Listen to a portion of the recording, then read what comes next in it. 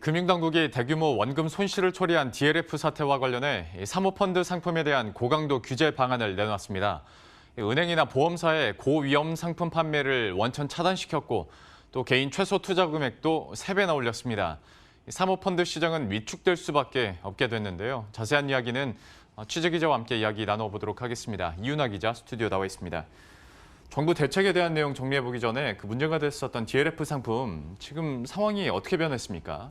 네, 일단 우리은행과 하나은행에서 판매한 DLF 판매액은 8천억 원 가량입니다. 이 중 2천억 원 정도가 만기가 돌아왔거나 중도 판매됐는데 최대 손실률은 98%, 10월까지 평균적으로 53%의 손실률을 보였습니다.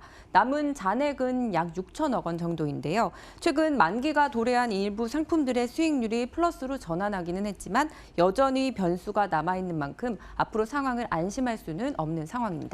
물론 손실도 문제겠지만 불안전 판매에 대해서는 계속해서 조사가 이루어지고 있는 상황인데 이런 사태를 또 방지하고 예방하기 위해서 금융당국에서 이번에 종합대책을 내놓은 거 아니겠습니까? 내용 정리 한번 해볼까요? 네, 금융당국의 고위험 금융상품 투자자 보호 강화를 위한 종합 개선안의 핵심은 크게 투자자 보호와 금융사 책임 강화입니다. 금융당국은 금융사들이 사모펀드 제도를 악용한 점을 근본적인 원인으로 보고 대책을 내놨는데요. 우선 이번에 새로 고난도 금융투자 상품이라는 개념을 도입했습니다. 고난도 금융투자 상품이란 투자자의 이해가 어렵고 최대 원금 손실 가능성이 20%에서 30%에 달하는 상품을 뜻하는데요. 원금 비보장형 파생 결함증권 대부분과 일부 파생 상품이 해당됩니다. 이런 상품들은 앞으로 은행이나 보험사에서 팔 수 없게 되는데요. 원금 손실 가능성이 적은 공모펀드 위주로 판매하라는 취지로 볼 수 있겠습니다. 투자자 보호를 위해서 사모펀드 일반 투자자의 요건은 최소 1억 원에서 3억 원 이상으로 상향 조정했습니다. 지난 2015년 투자 활성화를 위해서 사모펀드 투자 한도를 5억 원에서 1억 원까지 하향했지만 4년 만에 다시 상향 조정한 건데요. 금융당국이 사모펀드 시장을 키우겠다는 욕심이 앞선 나머지 투자자 보호는 뒷전이었다는 비판을 자인한 셈으로 보입니다. 금융당국은 현재 전체 사모펀드 중 개인 판매 비중이 약 6.6% 수준에 불과한 만큼 시장에 미치는 영향은 크지 않을 것이라고 보고 있다고 말했습니다. 투자자 보호를 위한 대책들이 지금 이렇게 나오고 있는데 고위험 상품 팔 때 녹음도 하기로 했다면서요? 네, 맞습니다. 이제 금융사가 손실이 높은 금융상품을 판매할 때는 의무적으로 상담 과정을 녹음하게 했고요. 고령 투자자의 기준도 기존에는 70세였는데 이걸 65세로 낮추고 고령자가 이제 상품에 가입을 하더라도 시간을 두고 투자하겠다는 뜻을 확인하기로 했습니다.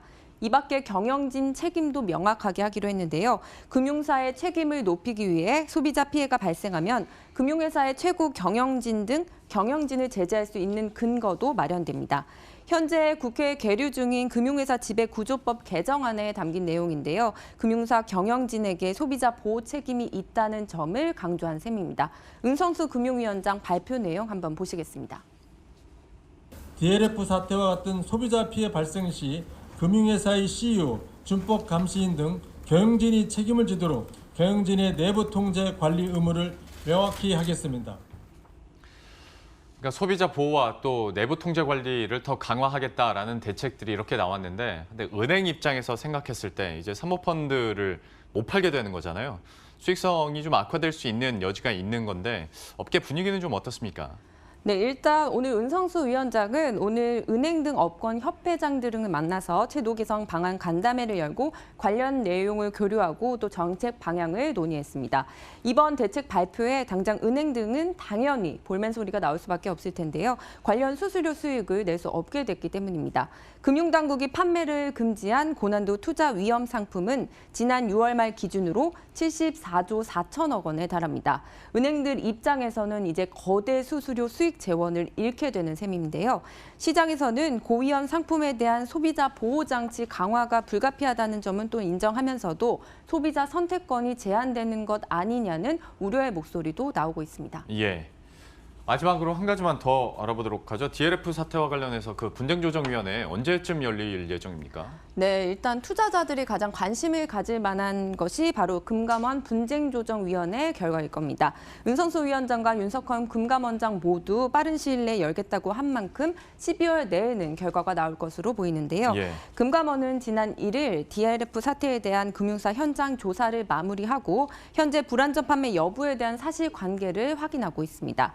금감원에 접수된 분쟁 조정 건은 약 270여 건 정도인데요. 손실이 확정된 대표 사례를 대상으로 분조위를 개최해서 이제 배상 비율을 결정할 방침입니다.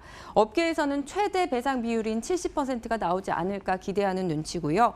또 당국이 CEO 책임론을 여러 차례 강조해온 만큼 관련 은행 최고위급에 대한 징계 여부도 관심 대상에 올라 있습니다. 예. 지금까지 이윤아 기자와 함께했습니다. 잘 들었습니다.